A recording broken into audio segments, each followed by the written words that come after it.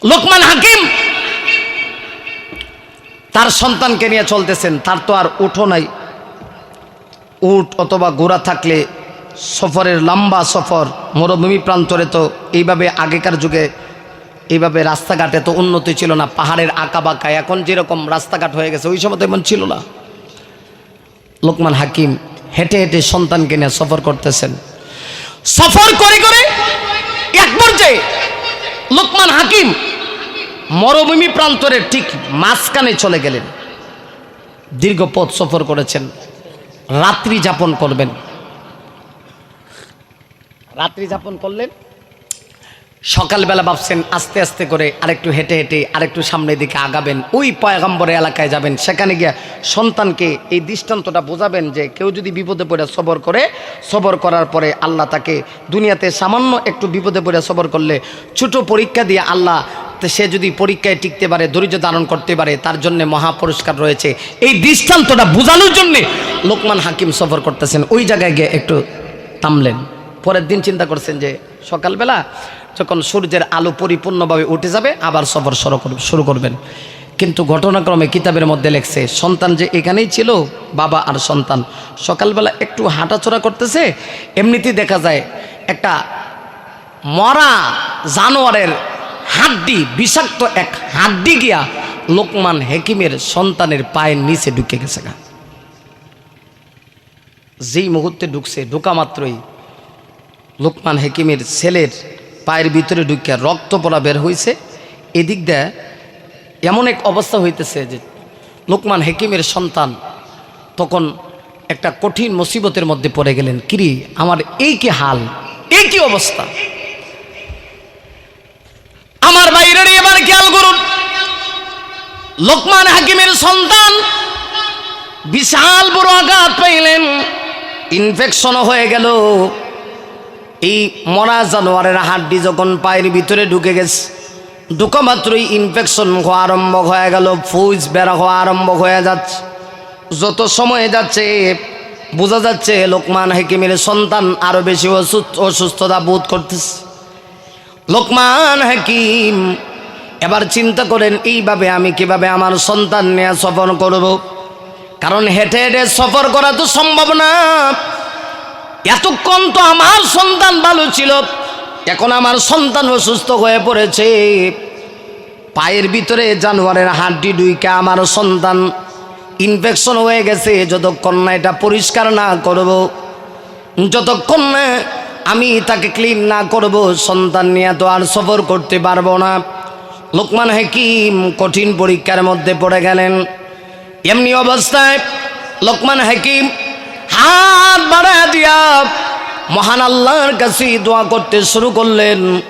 আল্লাহ গো, এই কি কঠিন পরীক্ষা তুমি আমাকে দিলা, এই কি কঠিন মুসিবত। আমি একটা দৃষ্টান্ত বোঝানোর জন্য আসলাম, এর মধ্যে আবার দেখা যায় আমার সন্তান অসুস্থ হয়ে গেছে। আল্লাহ তুমি যা করো ভালোর জন্য করো। আল্লাহ তোমার কাছে শুকরিয়া, সুখ দুঃখ তো তুমি দাও, কোনো টেনশন নাই। আল্লাহ এই মহা কঠিন মুসিবত থেকে তুমি আমাকে উদ্ধার করো, উদ্ধার করার ব্যবস্থা করো। সুবহানাল্লাহ। লোকমান হাকিম এই মুসিবতের সময়ও আল্লাহর কাছে বলতেছেন, আল্লাহ আমার কোনো দুঃখ নাই, কষ্ট নাই, এই পরীক্ষাও তো তুমি দিছো। আমার সন্তান হঠাৎ করে এরকম জানোয়ারের হাড্ডি পায়ের মধ্যে ঢুকে গেছে, ইনফেকশন হয়ে গেছে। আল্লাহ তোমার শুকরিয়া, তুমি এই বিপদ থেকে যদি আমার উদ্ধার না করো, তুমি যদি এই বিপদ থেকে আমাকে না বাঁচাও, তাহলে তো কেউ আমাকে বিপদ থেকে বাঁচাতে পারবে না। আল্লাহ তুমি একটা ফয়সালা করো। তিনি নামাজ পড়ে তখন কান্না করতেছিলেন। আমার ভাইয়েরা, কিতাবের মধ্যে আছে একদিন চলে গেল, 2 দিন চলে গেল, 3য় দিন চলে যাচ্ছে, একে একে 3 দিন চলে যাচ্ছে। সন্তান যত দিন যাচ্ছে, যত সময় যাচ্ছে, সন্তান শুধু অসুস্থ হচ্ছে আর অসুস্থ হচ্ছে। লোকমান হাকিম 3য় দিন এবার তিনি তাকায় দেখতেছে সন্তানের পা পচে যাচ্ছে। এই পচে যাওয়া পা কেমনে আমি উদ্ধার করব, কেমনে বাঁচাবো। লোকমান হাকিম 3য় দিন দিনের বেলা যখন এই অবস্থা দেখছিলেন, তিনি ধৈর্য হারা হয়ে যাচ্ছেন না, একটুকু বিচলিত হচ্ছেন না। লোকমান হাকিম তখনও আল্লাহর শুকরিয়া আদায় করতেছেন। এই মহা মুসিবতে পড়ে সন্তানের এই অসুস্থতা দেখেও তিনি কিন্তু আল্লাহর না শুকরিয়া করে না। কিন্তু আমাদের সমাজের অবস্থা কি? আজকে যদি আমার ছেলে যদি একটু অসুস্থ হয়ে যায়, আমি যদি একটু মেডিকেলে সন্তান নিয়ে দৌড়াদৌড়ি করি, অনেক সময় দেখবেন আমি কিন্তু রাগ করে আল্লাহকে বলে ফেলি, আল্লাহ আমার এই বুঝি পরীক্ষা দিলা, আমার সন্তানকে বুঝি পরীক্ষা দিলা, আর কাউকে কি তুমি দিতে পারলা না? এত কঠিন মুসিবত এক দৃষ্টান্ত দেখাইতে গিয়া তিনি আবার সে পরীক্ষায় পড়ে গেলেন, কিন্তু তিনি ধৈর্য হারা হলেন না। তৃতীয় দিন এইভাবে সারাটা দিন চলে গেল। রাত যখন চলে আসে, লোকমান হাকিম রাতের বেলা তিনি আবার গভীর রজনীতে সেজদায় পড়ে পড়ে কান্না শুরু করে দিলেন। আল্লাহু আকবার। সেজদায় পড়ে লোকমান হাকিম তৃতীয় দিন চলে গেছে, রাতের বেলা সেজদায় পড়ে তিনি আবার কান্না করতেছেন, আল্লাহর কাছে দোয়া করতেছেন আর বলতেছেন, আল্লাহ যা হয় তোমার পক্ষ থেকে হয়। আল্লাহ আমি শুকরিয়া, এই মহাবিপদের সময়ও আমি শুকরিয়া। আল্লাহ তুমি একটা ফয়সালা করতে পারো, তুমি তো সব পারো। আর একটা তাবু এখানে বানাইলেন, তাবুটা বানায়া লোকমান হাকিম তার সন্তানকে তাবুর মধ্যে রেখে দিলেন। সন্তান ওই তাবুর মধ্যে শুয়ে আছে। ওই দিক দিয়ে পায়ের মধ্যে পচন ধরতে আরম্ভ হয়ে গেছে। এমন একটা অবস্থা সৃষ্টি হয়েছে যে আর দুই একদিন যদি যায় তাহলে পা পচা একবারে পা মনে হয় কেটে যাবে, পা আলাদা হয়ে যাবে। এমনি অবস্থায় তিনি সেজদায় পড়ে পড়ে তখনও লোকমান হাকিম এই কঠিন মুসিবতের সময় আল্লাহর শুকরিয়া আদায় করতেছেন। লোকমান হাকিম যখন নামাজ পড়ে তৃতীয় দিন রাত্রিবেলা গভীর রজনীতে আল্লাহকে ডাকতেছে, এমনিতেই কিতাবের মধ্যে লেখছে মহান আল্লাহ রাব্বুল আলামিন জিবরাইল আলাইহিস সালাতু ওয়াস সালামকে তার সন্তানের কাছে আল্লাহ পাঠায় দিছে। আরো জোরে কন্যা সুবহানাল্লাহ। আমার ভাইয়েরা, আপনারা বলবেন হুজুর জিবরাইল তো নবীদের কাছে আসে না? নবী ছাড়াও অনেক মানুষের কাছে জিবরাইল এসেছে, আসে নাই নাকি? জোরে বলুন, আসে নাই? মুসা আলাইহিস সালাতু ওয়াস সালামের মায়ের কাছেও জিবরাইল এসেছিল, আসে নাই? আসছিল। কথা কন্যা কেন, ঠিক কিনা? আল্লাহু আকবার। লোকমান হাকিম তৃতীয় রাত যখন গভীর রজনীতে এইভাবে সেজদায় পড়ে পড়ে এই অবস্থাতেও তিনি যখন আল্লাহর শুকরিয়া আদায় করতেছেন, এমনিতেই আল্লাহ রাব্বুল আলামিন জিবরাইলকে পাঠায় দিয়েছে লোকমান হাকিমের সন্তানের কাছে। লোকমান হাকিমের সন্তান শুয়ে আছে, এমনি তাকায় দেখে জিবরাইল এসে লোকমান হাকিমের সন্তানকে সালাম দিয়া বলতেছে, আররাফতানি ইয়া ওয়ালাদ। সূরা কোন আল্লাহু আকবার। জিবরাইল আলাইহিস সালাতু ওয়াস সালাম সন্তানকে ডেকে বলতেছেন, তুমি কি আমাকে চিনো নাকি? আমি কি আপনাকে জীবনে কোনোদিন দেখছি নাকি? কেমনি চিনব? জিবরাইল আলাইহিস সালাতু ওয়াস সালাম তখন পরিচয় দিয়ে বলতেছেন, শোনো, আমার পরিচয় হলো আমি আল্লাহর ফেরেশতা জিবরাইল আলাইহিস সালাম। আমার পরিচয় হলো আমি আল্লাহর ফেরেশতা জিবরাইল আলাইহিস সালাতু ওয়াস সালাম। তাই বুঝি আপনি আসছেন? জিবরাইল আলাইহিস সালাতু ওয়াস সালাম বলেন, আসছি কেন, এটা তুমি জানতে চাও? হ্যাঁ জানতে চাই। আমি প্রথম নম্বরে আসলাম এই কঠিন মহা মুসিবত দিয়া। আল্লাহ রাব্বুল আলামিন তোমার বাবা এবং তোমাকে কঠিন মুসিবত দিয়ে আল্লাহ পরীক্ষা করেছে। এই মুসিবতের ভিতরেও ধৈর্য ধারণ করতে পারো কিনা, পুরস্কার এখন নিবা। এই জন্য আমি জিবরাইল এসেছি তোমার কাছে। প্রথম নাম্বার হলো তোমার কি অবস্থা একটু বলো। লোকমান হাকিমের সন্তান ডেকে বলে, আমি কি বলবো? আপনি কি আমাকে দেখতেছেন না আমার কি হালত? আপনি দেখেন না আমার পায়ের ভিতরে জানোয়ারের হাড্ডি ঢুকে আমার পায়ের কি অবস্থা হয়েছে, এটা তো আপনি দেখতেছেন। এরপরে আপনি আবার প্রশ্ন করেন কেন? আল্লাহর ফেরেশতা জিবরাইল বলে, হ্যাঁ দেখতেছি। তাহলে এটা তোমার জন্য মহা কষ্টের বিষয়? কয় হ্যাঁ মহা কষ্টের বিষয়। তাহলে এবার জিবরাইল বলে, টেনশন করো না, আমি আমার হস্ত মুবারক এই জায়গায় লাগায় দিমু। লাগায় দিতে দেরি হবে, তোমার ইনফেকশন মুহূর্তের ভিতরে ভালো হতে দেরি হবে না। আমার ভাইরা, লোকমান হাকিমের সন্তান বলতেছে, তাই বুঝি? কিতাবের মধ্যে আসছে জিবরাইল আলাইহিস সালাম সাথে সাথে তার হস্ত মোবারক এই যেখানে ইনফেকশন হয়েছে সেই স্থানের মধ্যে তিনি লাগাইছেন। লাগাইতে দেরি হয়েছে। লোকমান হাকিমের সন্তান বলে, আমি তাকায় দেখি মুহূর্তের ভিতরে আমার এই ক্ষতস্থান ভালো হইতে দেরি হয় নাই। জিবরাইল আলাইহিস সালাতু ওয়াস সালাম তখন সুসংবাদ দিয়া বলতেছে, তোমার বাবা যে কইছিল ছোট্ট বিপদ যদিও আসে, কঠিন মুসিবতের সময় ছোট একটা বিপদের মধ্যে পড়ে তুমি যদি ধৈর্য ধারণ করতে পারো, আল্লাহ পরকালে তো তোমাকে পুরস্কার দিবে, দুনিয়াতেও তোমাকে পুরস্কার দিবে। ওই যে এই শিক্ষানান তুমি নিবার চাইছিলা, তাই আসছিলা, রাস্তায় আসার পরে তোমার পায়ের ভিতরে জানোয়ারের হাড্ডি ঢুকে গিয়েছিল, এটাও একটা তোমার জন্য ছোট্ট বিপদ। এই বিপদ থেকে আল্লাহ তোমাকে কিভাবে বাঁচালো দেখো।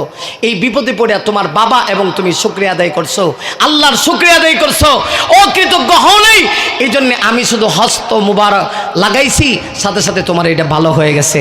আর তোমাদের জন্য, বাবা আর সন্তানের জন্য দ্বিতীয় আরেকটা সুসংবাদও আছে, বিপদে পড়ে শুকরিয়া আদায় করার কারণে, ধৈর্য ধারণ করার কারণে। কি কথা? তোমার আব্বুকে, তোমার আব্বুর কাছে যাই চলো, তিনি তো নামাজ পড়তেছে। জিবরাইল সেখানে গেলেন, যাওয়ার পরে তিনি নামাজ শেষ করলেন। এরপরে জিবরাইল আলাইহিস সালাতু ওয়াস সালাম বলেন, দ্বিতীয় কঠিন মুসিবতে পড়া দ্বিতীয় পুরস্কারটা তোমাদের জন্য কি? লোকমান হাকিমকে জিবরাইল আলাইহিস সালাতু ওয়াস সালাম বলতেছেন, হে লোকমান, আপনি আপনার সন্তানকে এই দৃষ্টান্ত দেখাইতে চাইছিলেন যে কঠিন মুসিবতে পড়ে যদি কেউ ধৈর্য ধারণ করে, আল্লাহ দুনিয়াতেই তাকে পুরস্কার দেয়। এটার বাস্তব প্রতিফলন হচ্ছে আপনারা, আপনি এবং আপনার সন্তান। কেমনে? ওই যে আপনারা যাইতে চাইছিলেন এই মরু প্রান্তর অতিক্রম করে, ওই যে একটা এলাকা দেখা যায়, ওই এলাকায় যাইতে চাইছিলেন, গিয়া ওই পয়গম্বরের দৃষ্টান্ত দিয়ে আপনি তাকে এটা বুঝাইতে চাইছিলেন। কিন্তু আপনাদের তো জানা নাই, ওই এলাকার জনগোষ্ঠীর লোকেরা তাদের নবীর সঙ্গে এমন বেয়াদবি করছে, যে বেয়াদবির কারণে মহান আল্লাহ তাদেরকে পাথরের বৃষ্টি দিয়া একটা গজব আল্লাহ তাদের উপরে ঢেলে দিয়েছে। তাই পয়গম্বরকে ওই এলাকা থেকে আল্লাহ উঠায় নিয়ে গেছে। আল্লাহর কি কুদরত! আল্লাহ একটা ছোট বিপদ দিছে, যদি এই বিপদটা না দিত, আপনার সন্তানের পায়ের ভিতরে যদি মরা জানোয়ারের হাড্ডি না ঢুকতো, আপনি এবং আপনার সন্তান তো ওই এলাকায় চলে যাইতেন, তাহলে এই গজবটাও আপনাদের উপরে পতিত হইত। কিন্তু এই ছোট বিপদ দিয়া আল্লাহ বড় বিপদ থেকে আপনাকে এবং আপনার সন্তানকে আল্লাহ বাঁচায় দিছে। এই সুসংবাদটা দেওয়ার জন্যে আমি জিবরাইল এসেছি।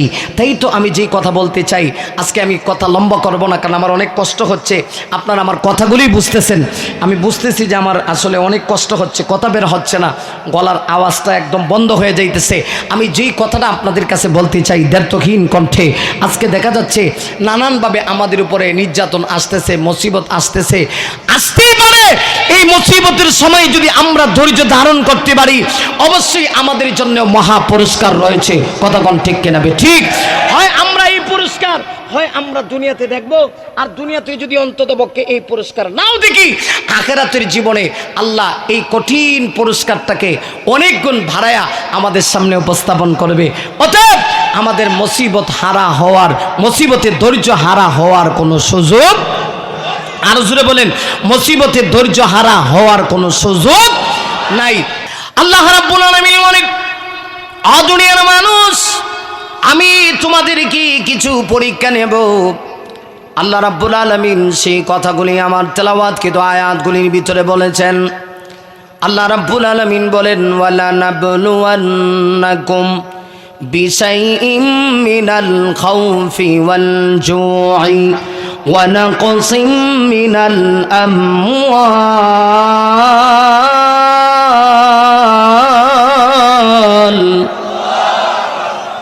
আল্লাহু আকবার আওয়াজটা আমার পছন্দ হয়েছে না, আরো জোরে কইতে হবে আল্লাহু আকবার। আল্লাহ রাব্বুল আলামিন বলেন, অবশ্যই অবশ্যই আমি তোমাদের থেকে কিছু পরীক্ষা নেব, কয়েকটা বিষয়ের পরীক্ষা আমি আল্লাহ নিতে চাই। ঠিক কি না? কে বলতেছেন? আরো জোরে বলেন, কে? প্রথম নম্বর পরীক্ষাটা কি?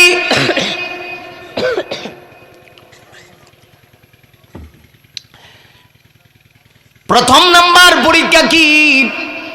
আল্লাহ রাব্বুল আলামিন বলেন আল খাউফ, আমি আল্লাহ তোমাদেরকে ভয় দেখামু, ভয় দেখায় আমি আল্লাহ পরীক্ষা নেব। দেখবো ভয়ের ভিতরে পড়ে তুমি কি আমাকে ভুলে যাও কিনা। না বইয়ের ভিতরে পড়েও আমি মাঝে মধ্যে তোমাকে করোনা দিমু, আমি ক্রোন দিমু, এই সমস্ত গজব দিমু দিয়ে আমি আল্লাহ পরীক্ষা করতে চাই। এইগুলি দেওয়ার পরে তুমি আমাকে ভুলে যাও কিনা।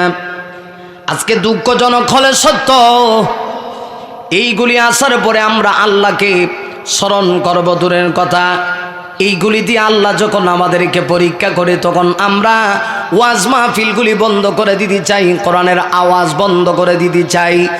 অথচ বান্দা জানে না ওই আল্লাহ পরীক্ষা করতে চায়, ভয় দিয়া পরীক্ষা করতে চায়, বিপদ দিয়া পরীক্ষা করতে চায়। দেখি বান্দা বিপদে পড়া আমি আল্লাহকে স্মরণ করে না, আমি আল্লাহর জিকির থেকে গাফেল হয়, ঠিক কিনা?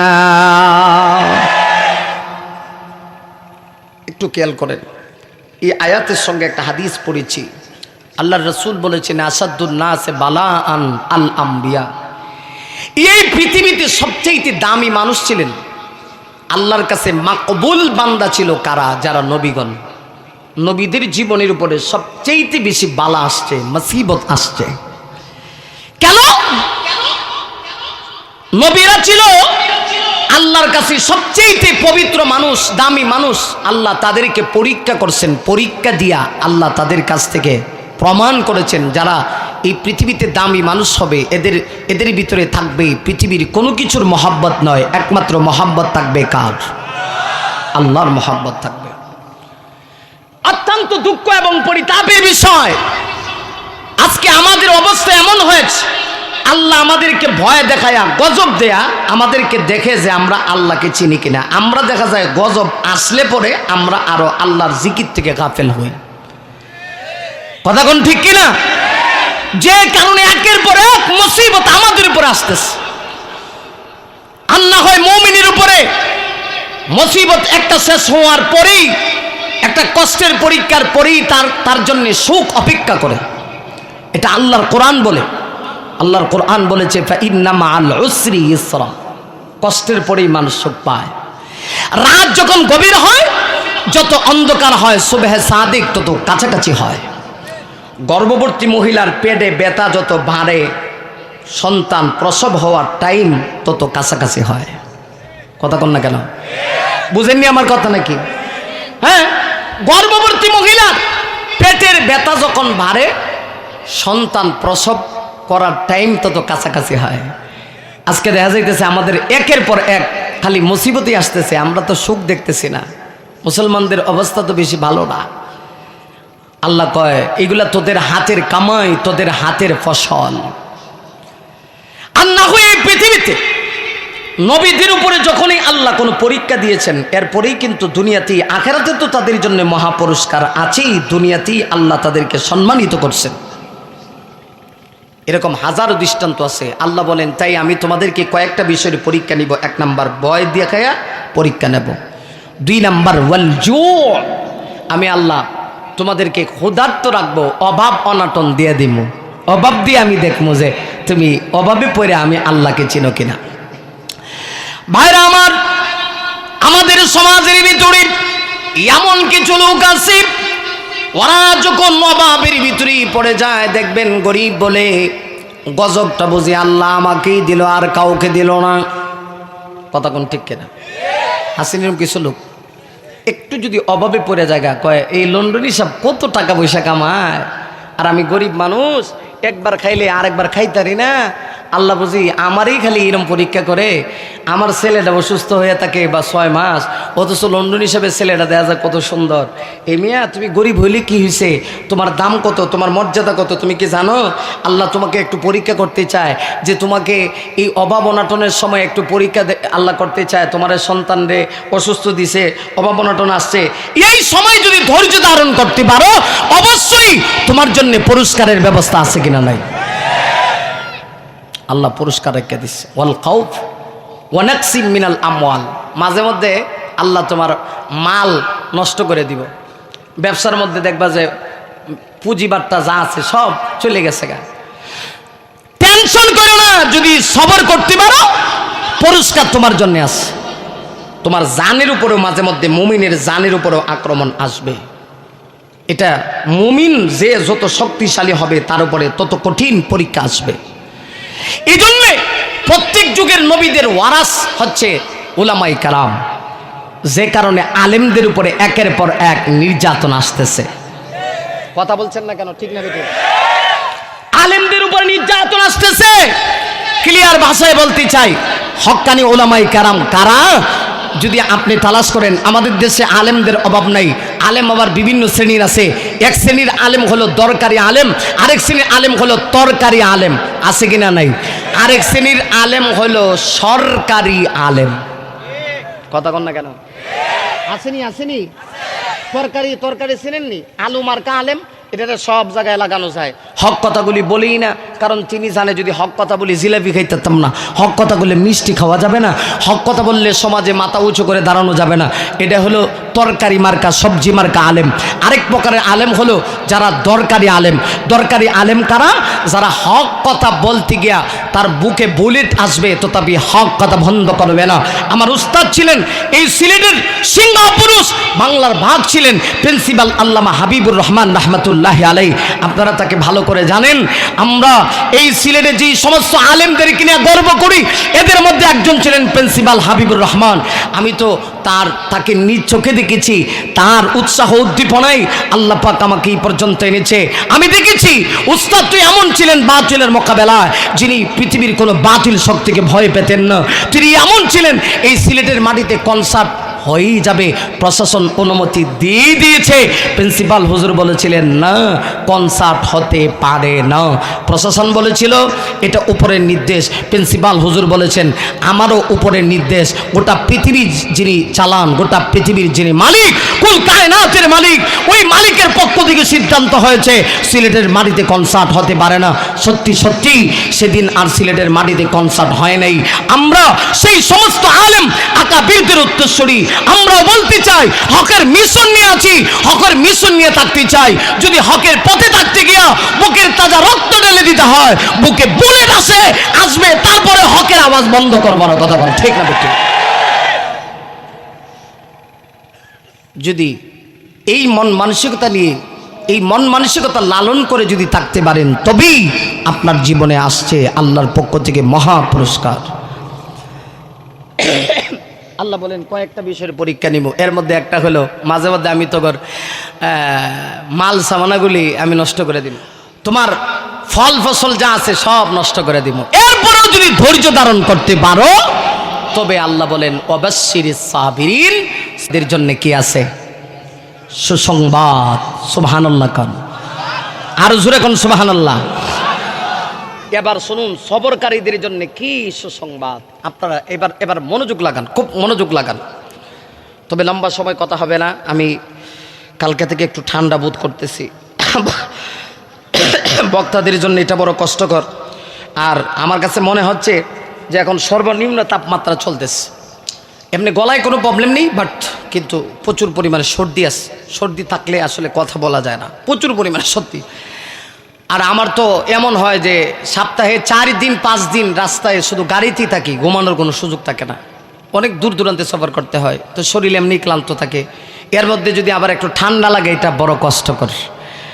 আর আমি ইমাম সাহেব হুজুরকে খুব বেশি ভালোবাসি, এই দুইজনকেই। এই জন্যই কিন্তু এখানে বারবার আসা।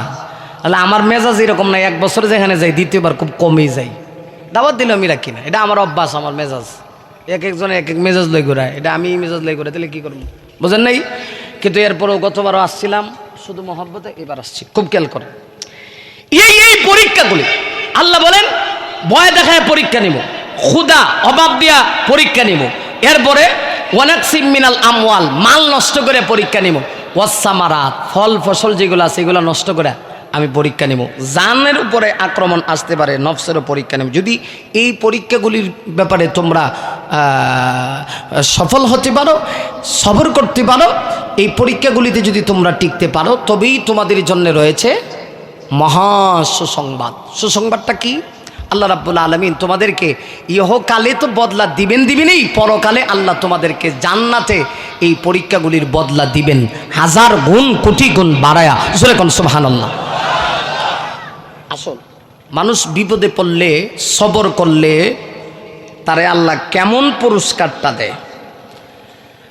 ভাইরা আমার, পবিত্র কোরআন শরীফের ভিতরে একটা সূরা আছে, যে সূরার নাম হলো সূরাতুল লোকমান। আদর্শবান পিতার নামে আল্লাহ কোরআন শরীফের ভিতরে একটা সূরা নাজিল করেছেন। আসেনি?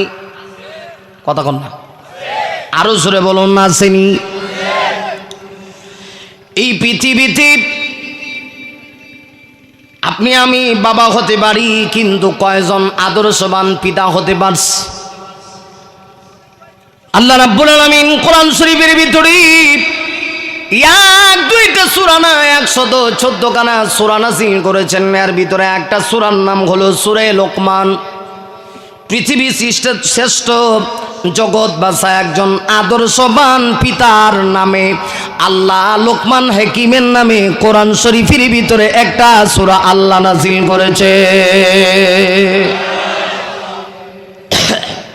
লোকমান হাকিমের নামে আল্লাহ কোরআন শরীফে একটা সূরা নাযিল করছে। একটু খেয়াল করেন, যিনি ছিলেন পৃথিবীর শ্রেষ্ঠ আদর্শবান একজন পিতা। আমরা কয়জন এমন পিতা হইতে পারছি? আমরা কেমন পিতা হইছি? যদি আমার উপরে কেউ আক্রমণ করে তখন আমার ছেলেরে আমি আদেশ করি, যা লাডি সোডা লয়ে বাইরো, আর ঠ্যাং টুং কাটতেলা, মামলা মোকদ্দমা যা লাগবো সব আমি দেখুন। কথা কন না কেন?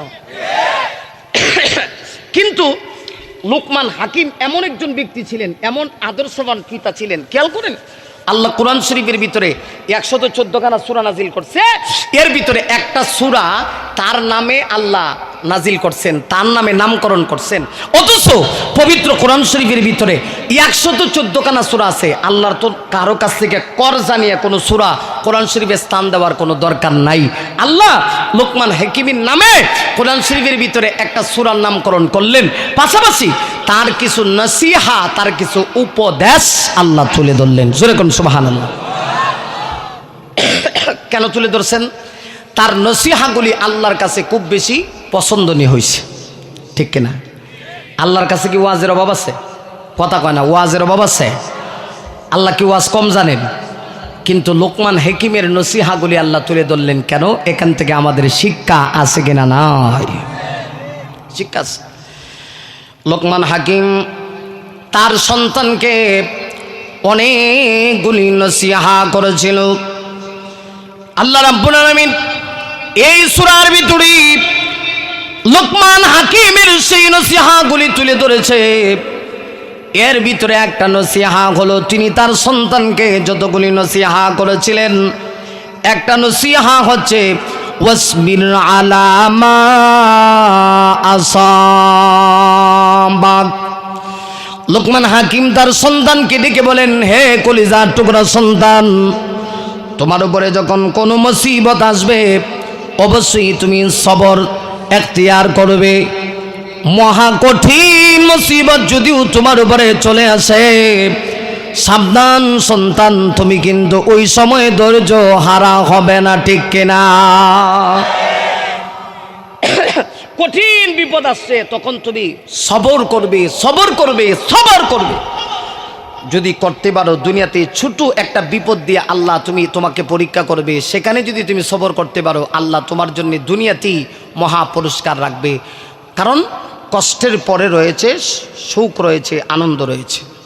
সন্তান বলতেছে, বাবা আপনার এই কথাটা খুব ভালো করে বুঝলাম না, একটু লিখিত আকারে যদি আমাকে একটু বোঝাই দিতেন তাহলে আমার জন্য খুব ভালো হইতো। লিখিতভাবে বোঝাই দিতেন। লোকমান হাকিম তো সাধারণ কথা না, যাকে আল্লাহ পাক জ্ঞানের ভান্ডার দিয়েছিলেন, সেই লোকমান হাকিম তিনি তার সন্তানকে বললেন, তাহলে তুমি সেটা বাস্তবে বুঝতে চাও? কহ তাহলে লেখার দরকার নাই, একটা কাজ করো। কি কাজ?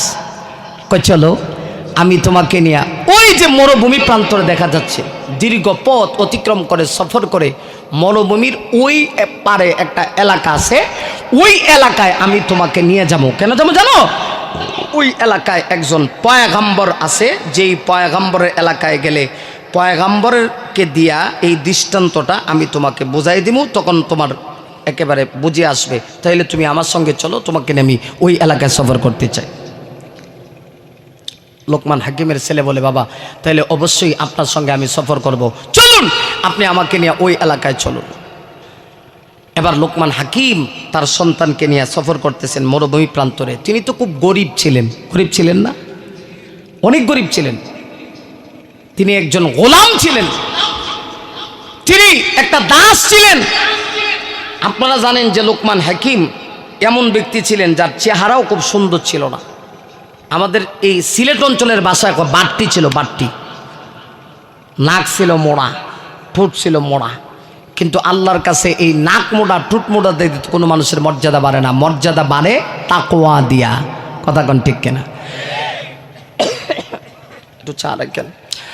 লোকমান হাকিম তার সন্তানকে নিয়ে চলতেছেন। তার তো আর উঠো নাই, উট অথবা ঘোড়া থাকলে সফরের লম্বা সফর, মরুভূমি প্রান্তরে তো এইভাবে আগেকার যুগে এইভাবে রাস্তাঘাটে তো উন্নতি ছিল না, পাহাড়ের আঁকা বাঁকা এখন যেরকম রাস্তাঘাট হয়ে গেছে ওই সময় তো এমন ছিল না। লোকমান হাকিম হেঁটে হেঁটে সন্তানকে নিয়ে সফর করতেছেন। সফর করে করে এক পর্যায়ে লোকমান হাকিম মরুভূমি প্রান্তরের ঠিক মাঝখানে চলে গেলেন। দীর্ঘ পথ সফর করেছেন, রাত্রি যাপন করবেন। রাত্রি যাপন করলেন, সকালবেলা ভাবছেন আস্তে আস্তে করে আরেকটু হেঁটে হেঁটে আরেকটু সামনের দিকে আগাবেন, ওই পয়গম্বরের এলাকায় যাবেন। সেখানে গিয়ে সন্তানকে এই দৃষ্টান্তটা বোঝাবেন যে কেউ যদি বিপদে পড়ে সবর করে, সবর করার পরে আল্লাহ তাকে দুনিয়াতে সামান্য একটু বিপদে পড়ে সবর করলে ছোট পরীক্ষা দিয়ে আল্লাহ সে যদি পরীক্ষায় টিকতে পারে, ধৈর্য ধারণ করতে পারে, তার জন্য মহা পুরস্কার রয়েছে। এই দৃষ্টান্তটা বোঝানোর জন্যে লোকমান হাকিম সফর করতেছেন। ওই জায়গায় গিয়ে একটু থামলেন। পরের দিন চিন্তা করছেন যে সকালবেলা যখন সূর্যের আলো পরিপূর্ণভাবে উঠে যাবে আবার সফর শুরু করবেন। কিন্তু ঘটনাক্রমে কিতাবের মধ্যে লেখছে সন্তান যে এখানেই ছিল, বাবা আর সন্তান সকালবেলা একটু হাঁটাচড়া করতেছে, এমনিতেই দেখা যায় একটা মরা জানোয়ারের হাড্ডি, বিষাক্ত এক হাড্ডি গিয়া লোকমান হাকিমের সন্তানের পায়ের নিচে ঢুকে গেছে। যেই মুহূর্তে ঢুকছে, ঢোকা মাত্রই লোকমান হাকিমের ছেলের পায়ের ভিতরে ঢুকে রক্ত পড়া বের হয়েছে। এদিক দিয়ে এমন এক অবস্থা হইতেছে যে লোকমান হাকিমের সন্তান তখন একটা কঠিন মুসিবতের মধ্যে পড়ে গেলেন। কিরে আমার এই কি হাল, এই কি অবস্থা? আমার বাইরে এবার খেয়াল করুন, লোকমান হাকিমের সন্তান বিশাল বড় আঘাত পাইলেন, ইনফেকশন হয়ে গেল। এই মরা জানোয়ারের হাড্ডি যখন পায়ের ভিতরে ঢুকে গেছে, ঢুকা মাত্রই ইনফেকশন হওয়া আরম্ভ হয়ে গেল, ফুজ বের হওয়া আরম্ভ হয়ে যাচ্ছে। যত সময় যাচ্ছে বোঝা যাচ্ছে লোকমান হাকিমের সন্তান আরো বেশি অসুস্থতা বোধ করতেছে। লোকমান হাকিম এবার চিন্তা করেন, এইভাবে আমি কিভাবে আমার সন্তান নিয়ে সফর করব? কারণ হেঁটে হেঁটে সফর করা তো সম্ভব না। এতক্ষণ তো আমার সন্তান ভালো ছিল, এখন আমার সন্তান অসুস্থ হয়ে পড়েছে। পায়ের ভিতরে জানোয়ারের হাড্ডি ঢুইকা আমার সন্তান ইনফেকশন হয়ে গেছে। যতক্ষণ না এটা পরিষ্কার না করব, যতক্ষণ না আমি তাকে ক্লিন না করব, সন্তান নিয়ে তো আর সফর করতে পারবো না। লোকমান হাকিম কঠিন পরীক্ষার মধ্যে পড়ে গেলেন। এমনি অবস্থায় লোকমান হাকিম হাত বাড়া দিয়া মহান আল্লাহর কাছে দোয়া করতে শুরু করলেন, আল্লাহ গো, এই কি কঠিন পরীক্ষা তুমি আমাকে দিলা, এই কি কঠিন মুসিবত। আমি একটা দৃষ্টান্ত বোঝানোর জন্য আসলাম, এর মধ্যে আবার দেখা যায় আমার সন্তান অসুস্থ হয়ে গেছে। আল্লাহ তুমি যা করো ভালোর জন্য করো, আল্লাহ তোমার কাছে শুকরিয়া, সুখ দুঃখ তো তুমি দাও, কোনো টেনশন নাই। আল্লাহ এই মহা কঠিন মুসিবত থেকে তুমি আমাকে উদ্ধার করো, উদ্ধার করার ব্যবস্থা করো। সুবহানাল্লাহ। লোকমান হাকিম এই মুসিবতের সময়ও আল্লাহর কাছে বলতেছেন, আল্লাহ আমার কোনো দুঃখ নাই কষ্ট নাই, এই পরীক্ষাও তো তুমি দিছো। আমার সন্তান হঠাৎ করে এরকম জানোয়ারের হাড্ডি পায়ের মধ্যে ঢুকে গেছে, ইনফেকশন হয়ে গেছে। আল্লাহ তোমার শুকরিয়া, তুমি এই বিপদ থেকে যদি আমার উদ্ধার না করো, তুমি যদি এই বিপদ থেকে আমাকে না বাঁচাও, তাহলে তো কেউ আমাকে বিপদ থেকে বাঁচাতে পারবে না। আল্লাহ তুমি একটা ফয়সালা করো। তিনি নামাজ পড়ে তখন কান্না করতেছিলেন। আমার ভাইয়েরা, কিতাবের মধ্যে আছে একদিন চলে গেল, 2 দিন চলে গেল, 3য় দিন চলে যাচ্ছে, একে একে 3 দিন চলে যাচ্ছে। সন্তান যত দিন যাচ্ছে, যত সময় যাচ্ছে, সন্তান শুধু অসুস্থ হচ্ছে আর অসুস্থ হচ্ছে। লোকমান হাকিম 3য় দিন এবার তিনি তাকায় দেখতেছে সন্তানের পা পচে যাচ্ছে। এই পচে যাওয়া পা কেমনে আমি উদ্ধার করব, কেমনে বাঁচাবো? লোকমান হাকিম 3য় দিন দিনের বেলা যখন এই অবস্থা দেখছিলেন, তিনি ধৈর্য হারা হয়ে যাচ্ছেন না, একটুকু বিচলিত হচ্ছেন না। লোকমান হাকিম তখনও আল্লাহর শুকরিয়া আদায় করতেছেন। এই মহা মুসিবতে পড়ে সন্তানের এই অসুস্থতা দেখেও তিনি কিন্তু আল্লাহর না শুকরিয়া করে না। কিন্তু আমাদের সমাজের অবস্থা কি? আজকে যদি আমার ছেলে যদি একটু অসুস্থ হয়ে যায়, আমি যদি একটু মেডিকেলে সন্তান নিয়ে দৌড়াদৌড়ি করি, অনেক সময় দেখবেন আমি কিন্তু রাগ করে আল্লাহকে বলে ফেলি, আল্লাহ আমার এই বুঝি পরীক্ষা দিলা, আমার সন্তানকে বুঝি পরীক্ষা দিলা, আর কাউকে কি তুমি দিতে পারলা না? এত কঠিন মুসিবত এক দৃষ্টান্ত দেখাইতে গিয়া তিনি আবার সে পরীক্ষায় পড়ে গেলেন, কিন্তু তিনি ধৈর্য হারা হলেন না। 3য় দিন এইভাবে সারাটা দিন চলে গেল। রাত যখন চলে আসে, লোকমান হাকিম রাতের বেলা তিনি আবার গভীর রজনীতে সেজদায় পড়ে পড়ে কান্না শুরু করে দিলেন। আল্লাহু আকবার। সেজদায় পড়ে লোকমান হাকিম 3য় দিন চলে গেছে, রাতের বেলা সেজদায় পড়ে তিনি আবার কান্না করতেছেন, আল্লাহর কাছে দোয়া করতেছেন আর বলতেছেন, আল্লাহ যা হয় তোমার পক্ষ থেকে হয়। আল্লাহ আমি শুকরিয়া, এই মহাবিপদের সময়ও আমি শুকরিয়া। আল্লাহ তুমি একটা ফয়সালা করতে পারো, তুমি তো সব পারো। আর একটা তাবু এখানে বানাইলেন, তাবুটা বানায়া লোকমান হাকিম তার সন্তানকে তাবুর মধ্যে ফেঁকে দিলেন। সন্তান ওই তাবুর মধ্যে শুয়ে আছে। ওই দিক দিয়ে পায়ের মধ্যে পচন ধরতে আরম্ভ হয়ে গেছে। এমন একটা অবস্থা সৃষ্টি হয়েছে যে আর 2-1 দিন যদি যায় তাহলে পা পচে একবারে পা মনে হয় কেটে যাবে, পা আলাদা হয়ে যাবে। এমনি অবস্থায় তিনি সেজদায় পড়ে পড়ে তখনও লোকমান হাকিম এই কঠিন মুসিবতের সময় আল্লাহর শুকরিয়া আদায় করতেছেন। লোকমান হাকিম যখন নামাজ পড়ে 3য় দিন রাত্রিবেলা গভীর রজনীতে আল্লাহকে ডাকতেছে, এমনিতেই কিতাবের মধ্যে লেখছে মহান আল্লাহ রাব্বুল আলামিন জিবরাইল আলাইহিস সালাতু ওয়াস সালামকে তার সন্তানের কাছে আল্লাহ পাঠায় দিছে। আরো জোরে কন্যা সুবহানাল্লাহ। আমার ভাইয়েরা, আপনারা বলবেন হুজুর জিবরাইল তো নবীদের কাছে আসে না? নবী ছাড়াও অনেক মানুষের কাছে জিবরাইল এসেছে, আসে নাই নাকি? জোরে বলুন, আসে নাই? মুসা আলাইহিস সালাতু ওয়াস সালামের মায়ের কাছেও জিবরাইল এসেছিল, আসে নাই? আসছিল। কথা কন না কেন, ঠিক কিনা? আল্লাহু আকবার। লোকমান হাকিম 3য় রাত যখন গভীর রজনীতে এইভাবে সেজদায় পড়ে পড়ে এই অবস্থাতেও তিনি যখন আল্লাহর শুকরিয়া আদায় করতেছেন, এমনিতেই আল্লাহ রাব্বুল আলামিন জিবরাইলকে পাঠায় দিয়েছে লোকমান হাকিমের সন্তানের কাছে। লোকমান হাকিমের সন্তান শুয়ে আছে, এমনি তাকায় দেখে জিবরাইল এসে লোকমান হাকিমের সন্তানকে সালাম দিয়া বলতেছে, আররাফতানি ইয়া ওয়ালাদ। সূরা কোন আল্লাহু আকবার। জিবরাইল আলাইহিস সালাতু ওয়াস সালাম সন্তানকে ডেকে বলতেছেন, তুমি কি আমাকে চিনো নাকি? আমি কি আপনাকে জীবনে কোনোদিন দেখছি নাকি? কেমনি চিনব? জিবরাইল আলাইহিস সালাতু ওয়াস সালাম তখন পরিচয় দিয়ে বলতেছেন, শোনো আমার পরিচয় হলো আমি আল্লাহর ফেরেশতা জিবরাইল আলাইহিস সালাম। আমার পরিচয় হলো আমি আল্লাহর ফেরেশতা জিবরাইল আলাইহিস সালাতু ওয়াস সালাম। তাই বুঝি আপনি আসছেন? জিবরাইল আলাইহিস সালাতু ওয়াস সালাম বলেন, আসছি কেন এটা তুমি জানতে চাও? হ্যাঁ জানতে চাই। আমি প্রথম নম্বরে আসলাম এই কঠিন মহা মুসিবত দিয়া আল্লাহ রাব্বুল আলামিন তোমার বাবা এবং তোমাকে কঠিন মুসিবত দিয়ে আল্লাহ পরীক্ষা করেছে। এই মুসিবতের ভিতরেও ধৈর্য ধারণ করতে পারো কিনা, পুরস্কার এখন নিবা। এই জন্যে আমি জিব্রাইল এসেছি তোমার কাছে। প্রথম নাম্বার হলো তোমার কি অবস্থা একটু বলো। লোকমান হাকিমের সন্তান ডেকে বলে আমি কি বলবো, আপনি কি আমাকে দেখতেছেন না আমার কি হালত? আপনি দেখেন না আমার পায়ের ভিতরে জানোয়ারের হাড্ডি ঢুকে আমার পায়ের কি অবস্থা হয়েছে, এটা তো আপনি দেখতেছেন।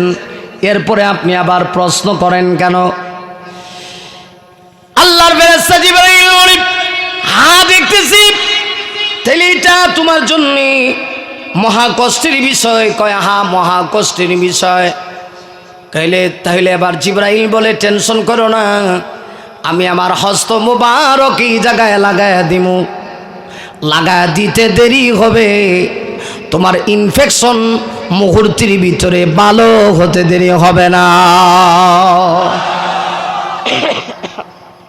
আমার ভাইরা, লোকমান হাকিমের সন্তান বলতেছে তাই বুঝি? কিতাবের মধ্যে আসছে জিবরাইল আলাইহিস সালাম সাথে সাথে তার হস্ত মুবারক এই যেখানে ইনফেকশন হয়েছে সেই স্থানের মধ্যে তিনি লাগাইছেন। লাগাইতে দেরি হয়েছে। লোকমান হাকিমের সন্তান বলে আমি তাকায় দেখি মুহূর্তের ভিতরে আমার এই ক্ষতস্থান ভালো হইতে দেরি হয় নাই। জিবরাইল আলাইহিস সালাম তখন সুসংবাদ দিয়ে বলতেছে তোমার বাবা যে কইছিল ছোট্ট বিপদ যদিও আসে, কঠিন মুসিবতের সময় ছোট একটা বিপদের মধ্যে পড়ে তুমি যদি ধৈর্য ধারণ করতে পারো, আল্লাহ পরকালে তো তোমাকে পুরস্কার দিবে, দুনিয়াতেও তোমাকে পুরস্কার দিবে। ওই যে এই শিক্ষাদান তুমি নিবার চাইছিলা, তাই আসছিলা, রাস্তায় আসার পরে তোমার পায়ের ভিতরে জানোয়ারের হাড্ডি ঢুকে গিয়েছিল, এটাও একটা তোমার জন্য ছোট্ট বিপদ। এই বিপদ থেকে আল্লাহ তোমাকে কিভাবে বাঁচালো দেখো। এই বিপদে পড়ে তোমার বাবা এবং তুমি শুকরিয়া আদায় করছো, আল্লাহর শুকরিয়া আদায় করছো, অকৃতজ্ঞ হও নাই। এই জন্য আমি শুধু হস্ত মুবারক লাগাইছি, সাথে সাথে তোমার এটা ভালো হয়ে গেছে। আর তোমাদের জন্য বাবা আর সন্তানের জন্য দ্বিতীয় আরেকটা সুসংবাদও আছে, বিপদে পড়ে শুকরিয়া আদায় করার কারণে, ধৈর্য ধারণ করার কারণে। কি কথা? তোমার আব্বুকে, তোমার আব্বুর কাছে যাই চলো, তিনি তো নামাজ পড়তেছে। জিবরাইল সেখানে গেলেন, যাওয়ার পরে তিনি নামাজ শেষ করলেন। এরপরে জিবরাইল আলাইহিস সালাতু ওয়াস সালাম বলেন দ্বিতীয় কঠিন মুসিবতে পড়া দ্বিতীয় পুরস্কারটা তোমাদের জন্য কি? লোকমান হাকিমকে জিবরাইল আলাইহিস সালাতু ওয়াস সালাম বলতেছেন, হ্যাঁ লোকমান, আপনি আপনার সন্তানকে এই দৃষ্টান্ত দেখাইতে চাইছিলেন যে কঠিন মুসিবতে পড়ে যদি কেউ ধৈর্য ধারণ করে আল্লাহ দুনিয়াতেই তাকে পুরস্কার দেয়। এটার বাস্তব প্রতিফলন হচ্ছে আপনি এবং আপনার সন্তান। কেমনে? ওই যে আপনারা যাইতে চাইছিলেন এই মরু প্রান্তর অতিক্রম করে, ওই যে একটা এলাকা দেখা যায়, ওই এলাকায় যাইতে চাইছিলেন, গিয়া ওই পয়গম্বরের দৃষ্টান্ত দিয়ে আপনি তাকে এটা বুঝাইতে চাইছিলেন। কিন্তু আপনাদের তো জানা নাই ওই এলাকার জনগোষ্ঠীর লোকেরা তাদের নবীর সঙ্গে এমন বেয়াদবি করছে, যে বেয়াদবির কারণে মহান আল্লাহ তাদেরকে পাথরের বৃষ্টি দিয়া একটা গজব আল্লাহ তাদের উপরে ঢেলে দিয়েছে। তাই পয়গম্বরকে ওই এলাকা থেকে আল্লাহ উঠায় নিয়ে গেছে। আল্লাহর কি কুদরত! আল্লাহ একটা ছোট বিপদ দিছে, যদি এই বিপদটা না দিত, আপনার সন্তানের পায়ের ভিতরে যদি মরা জানোয়ারের হাড্ডি না ঢুকতো, আপনি এবং আপনার সন্তান তো ওই এলাকায় চলে যাইতেন, তাহলে এই গজবটাও আপনাদের উপরে পতিত হইত। কিন্তু এই ছোট বিপদ দিয়া আল্লাহ বড় বিপদ থেকে আপনাকে এবং আপনার সন্তানকে আল্লাহ বাঁচায় দিছে। এই সুসংবাদটা দেওয়ার জন্যে আমি জিবরাইল এসেছি। তাই তো আমি যেই কথা বলতে চাই, আজকে আমি কথা লম্বা করব না, কারণ আমার অনেক কষ্ট হচ্ছে। আপনারা আমার কথাগুলি বুঝতেছেন, আমি বুঝতেছি যে আমার আসলে অনেক কষ্ট হচ্ছে, কথা বের হচ্ছে না, গলার আওয়াজটা একদম বন্ধ হয়ে যাইতেছে। আমি যেই কথাটা আপনাদের কাছে বলতে চাই দ্ব্যর্থহীন কণ্ঠে, আজকে দেখা যাচ্ছে নানানভাবে আমাদের উপরে নির্যাতন আসতেছে, মুসিবত আসতেছে, আসতেই পারে। এই মুসিবতের সময় যদি আমরা ধৈর্য ধারণ করতে পারি, অবশ্যই আমাদের জন্য মহা পুরস্কার রয়েছে। কথা কোন ঠিক কিনা? ঠিক হয় আমরা এই পুরস্কার হয় আমরা দুনিয়াতে দেখব, আর দুনিয়াতে যদি অন্ততপক্ষে এই পুরস্কার নাও দেখি, আখিরাতের জীবনে আল্লাহ এই কঠিন পুরস্কারটাকে অনেক গুণ বাড়ায়া আমাদের সামনে উপস্থাপন করবে। অতএব আমাদের মুসিবত হারা হওয়ার, মুসিবতে ধৈর্য হারা হওয়ার কোনো সুযোগ, আরো জোরে বলেন, মুসিবতে ধৈর্য হারা হওয়ার কোনো সুযোগ নাই। ধৈর্য হারা হব না, আমরা বিচলিত হব না, কারণ আমরা একটু কিছু হইলেই কিন্তু আমরা ঘাবড়ায়া যাই। ঘাবড়ানোর কিছু নাই। যদি আমরা এই পরীক্ষাগুলি, আল্লাহর পক্ষ থেকে যে পরীক্ষাগুলি করা হবে, এই পরীক্ষাগুলিতে আমরা যদি ধৈর্য ধারণ করতে পারি, তবেই অবশ্যই সাবিরিন, সবরকারীদের জন্য রয়েছে মহা পুরস্কার। একটু খেয়াল করেন, আমরা যারা ইমানদার, যে যত বড় ইমানদার তার উপরে তত বেশি পরীক্ষা আসে, এটাই স্বাভাবিক। আজকে একটা কথা আসলে বলবো, মনের ভিতরে আসতেছে কিন্তু বলতেও পারতেছি না, কেমন জানি ঠান্ডায় গলাটা কেমন হয়ে যাচ্ছে, বলতেও পারতেছি না, বুঝাইতে পারতেছি না। আপনারা দোয়া করতে থাকেন। আমি একটা কথা তবে বলতেই চাই, একটা কথা না বললেই নয়। 2020-2021 সাল নাকি, আর এখন কত সাল চলতেছে? 22। তাহলে 20, 21 আর 22 রানিং, এই 2 বছর একটু খেয়াল করেন। এই 2টা বছরের দিকে একটু খেয়াল করেন, বাংলাদেশের দিকে একটু খেয়াল করেন। এই 2 বছরে আল্লাহ পাক, আমার মনে হচ্ছে বাংলাদেশে যত খাঁটি ইমানদার আছে, সকল খাঁটি ইমানদারগুলিকে আল্লাহ উঠায়া নিয়ে যাচ্ছে। কেন নিয়ে যাচ্ছে জানেন? কথা কয় না, জানেন কেন নিয়ে যাচ্ছে? জানেন না? জানেন না তো? দেখবেন এই এলাকায় যদি কোনো অভিযান চালানো হয়, অভিযান চালায়া কোনো সন্ত্রাসীকে ধরতে হয়, সন্ত্রাসী বুঝেন, কোনো অপরাধীকে যদি ধরতে হয়, অথবা কোনো সন্ত্রাসীকে, শীর্ষ কোনো সন্ত্রাসীকে ধরতে হয়, ধরার জন্য সরকারের কোনো বাহিনী যদি আসে, তাহলে কি করবে বলেন? বাহিনী আসলে করবে কি? আশেপাশের বাড়ি ঘরে যারা আছে সবাইরে বলবে আপনারা এই এলাকা ছাইরা যান, নিরাপদ দূরত্বে যাবেন, এতটুক দূরত্বে যাবেন যতটুক দূরত্বে গেলে পরে আপনাদের কোনো সমস্যা না হয়। কথা কন না কেন? কথা বলেন। এতটুক দূরত্বে যাবেন যতটুক দূরত্বে গেলে আপনাদের জান নিয়ে আপনারা বাঁচতে পারেন। আর যদি এখানেই থাকেন তাহলে কিন্তু এমন হইতে পারে, আমরা যখন অভিযান চালাবো, আমরা যখন গুলি চালাবো, তখন কিন্তু কে কোথায় আছে আমরা সেইগুলি তালাশ করব না। আসামি আমাদেরকে ধরতেই হবে। কেন? ওই আসামিকে ধরতে গিয়া কাহারও উপরে হয়তোবা গুলি চলে যেতে পারে, কাহার উপরে গুলির আঘাত পড়ে যেতে পারে, এরপরেও কিন্তু আমরা আপোষ করব না, আসামিকে আমরা গ্রেফতার করতেই হবে। ঠিক তদ্রূপভাবে আমার মনে হচ্ছে যে বাংলাদেশ সহ গোটা পৃথিবীতে আল্লাহ 2020-21 সালে সব বড় বড় আলেমদেরকে নিয়ে যাইতেছে। কেন নিয়ে যাইতেছে?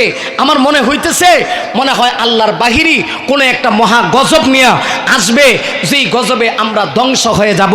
এই জন্যে এটা আমাদের জন্য আনন্দের বিষয় না যে আল্লাহ আমাদেরকে পরীক্ষা করতেছে। 2020-21 সালে একদিকে দেখেন বাংলাদেশের প্রথিতযশা আলেমে দিন ছিলেন তাওয়াজ্জুল হবিগঞ্জি রহমাতুল্লাহি আলাইহি, আল্লাহু আকবার, আল্লাহু আকবার। তিনি এমন আলেম ছিলেন যে আলেম 80 বা 90 বছর বয়সেও বাঘের মতো গর্জন দিতেন, মনে হইতে যেন 22 বছরের একটা ছেলে পবিত্র কোরআন তেলাওয়াত করতেছে মাহফিলে। কথা কোন ঠিক না? ঠিক। সেই আলেমকে নিয়ে গেলেন। এরপরে শাইখুল হাদিস আল্লামা আহমদ শফি রহমাতুল্লাহি আলাইহি, এত বড় মুহাক্কিক আলেমকে আমাদের কাছ থেকে নিয়ে গেলেন। আল্লামা কায়েদে মিল্লাত আল্লামা জুনায়েদ বাবনগরীর মতো আলেমকে আমাদের কাছ থেকে নিয়ে গেলেন। সিলেটের সিংহপুরুষ প্রিন্সিপাল আল্লামা হাবিবুর রহমান রহমাতুল্লাহ আলাইহিকে আমাদের কাছ থেকে নিয়ে গেলেন। এরপরে বাংলাদেশের একজন বরেণ্য মুফাসসির ছিলেন, বিশ্ব নন্দিত মুফাসসিরে কোরআন আল্লামা হাফেজ জুবায়ের আহমদ আনসারী রহমাতুল্লাহ আলাইহির মতো আলেমকে এই কিছুদিন আগে আমাদের কাছ থেকে নিয়ে গেলেন। আমি তো তালাশ করে দেখলাম, গবেষণা করলে দেখবেন এই 2 বছরে এত পরিমাণ আলেম আল্লাহ দুনিয়া থেকে নিয়ে গেছে, যা অতীতের 30 বছরের রেকর্ড ফেল। আল্লাহ কেন এই সমস্ত আলেমদেরকে নিয়ে যাইতেছে? এতে বোঝা যাচ্ছে আল্লাহর কোনো গজব আমাদের জন্য অপেক্ষা করতেছে। ওই বাহিনী পাঠায়া হয়তোবা ওই যুগে বিভিন্ন নবীদের কওমকে যেইভাবে আল্লাহ গজব দিয়ে ধ্বংস করেছিল, এমন যদি একটা পরীক্ষা আমাদের উপরে চলে আসে, আমরা কিন্তু সেই পরীক্ষার মোকাবেলা করতে পারবো না। অতএব সুচ্চার হয়ে যেতে হবে। এদেশে যারা আলেমদের সঙ্গে বিয়াদবি করো, আলেমদের সাথে গাদ্দারি করো, আলেমদেরকে কষ্ট দাও, আলেমদেরকে জঙ্গি বলো, আলেমদেরকে অপদস্থি করো, আলেমদেরকে বেজ্জতি করো, তোমরা সাবধান হয়ে যাও। আর না হয় এমন গজব আসবে যেই গজব তোমাকে বাঁচাতে পারবে না। কথা কোন ঠিক না? ঠিক।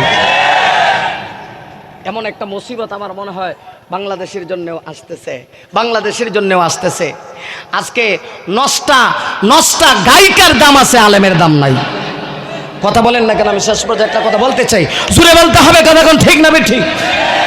আজকে 9টা গায়িকার দাম আছে, কিন্তু আলেমের দাম নাই, আলেমের কোনো ইজ্জত নাই, আলেমের কোনো সম্মান নাই, আলেমের ইজ্জত নিয়ে চিনিমিনি খেলা হচ্ছে, ঠিক কিনা? জুড়ে বলুন। আপনারা রাগ করতেছেন, রাগ করতেছেন, রাগ করেন গা, আমার রাগ করলেও করার কিচ্ছু নাই। ক্লিয়ার কথা বলে যেতে চাই, ক্লিয়ার কথা বলে যেতে চাই, আলেমদেরকে সম্মান দিতে চিনুন। যদি সম্মান না দেন গজব কিন্তু আসবে, এতে কোনো সন্দেহ নাই, ঠিক কিনা বলুন? আরেকটা কথা বলে যাই, আলেমরা আজকে মজলুম, মজলুম আলেমদের জন্য আমাদের সবার দোয়া করতে হবে। আলেমরা আল্লাহর কাছে সবচেয়ে বেশি প্রিয়জনের, পরীক্ষা তাদের উপরে আসতেছে। এখন বাংলাদেশে যদিও আলেমদেরকে নির্যাতন করা হচ্ছে, কিন্তু একটা সুবর্ণ সুযোগ, একটা শুভ সংবাদ আপনাদেরকে দিতে চাই। শুভ সংবাদটা হলো এই, যতই চেষ্টা করা হচ্ছে আলেমদের কাছ থেকে সাধারণ মানুষকে দূরে সরানোর, কিন্তু মানুষ আলেমদের প্রতি ভালোবাসা বাড়তেছে, বাড়তেছে না? এই যুবকদের দিকে একটু লক্ষ্য করে দেখেন, একটা সময় যুবকেরা গান বাজাইতো, বন্ধু আমার রসিয়া খাটের উপর বসিয়া, ঠিক কিনা? কিন্তু আজকে সেই যুবকগুলির মোবাইলে মোবাইলে আলেমদের বক্তব্য। ঠিক সেই সময় আমাদের সকল আলেমকে কিন্তু এক হয়ে যেতে হবে। টুপি নিয়ে মারামারি করা যাবে না, দাড়ি নিয়ে মারামারি করা যাবে না। আমরা ওইগুলি নিয়ে এখন আর দ্বিধাদ্বন্দ্ব থাকতে চাই না, সবাই এক হয়ে যেতে চাই। আসুন সবাই এক হয়ে যায়। আমার তো বিশ্বাস বাংলাদেশের সকল আলেমরা যদি এক হয়ে যায়, কোনো নাস্তিকেরা পালানোর রাস্তা খুঁজে পাবে না। এই বিশ্বাস আপনাদের ভিতরে আছে? কারণ যুবকদের ভিতরে একটা গণজাগরণ সৃষ্টি হয়েছে। দেখেন না ওয়াজ মাহফিল কেন বন্ধ করতেছে? একজন তো বুঝলে লেগেছে যে টাকলা মুরেদ্দি আছে না, হের উত্তরস্বরী, হের উত্তরস্বরী। আজকে দেখবেন আমাদের দেশে কিছু বুদ্ধিজীবীরা আছে, বুদ্ধিজীবী বুদ্ধি বিক্রি করতে করতে মাথায় টাক, চুল নাই, চুল সব পড়ে গেছে, বুদ্ধি বিক্রি করে সব শেষ। এই বুদ্ধিজীবীরা বলছিল এদেশে নাকি সংবিধানে ইসলাম থাকবে না, রাষ্ট্রীয় ধর্ম। আল্লাহ কয় তুই থাকবি না। কথা বল না কেন? আল্লাহ কয় তুই থাকবি না।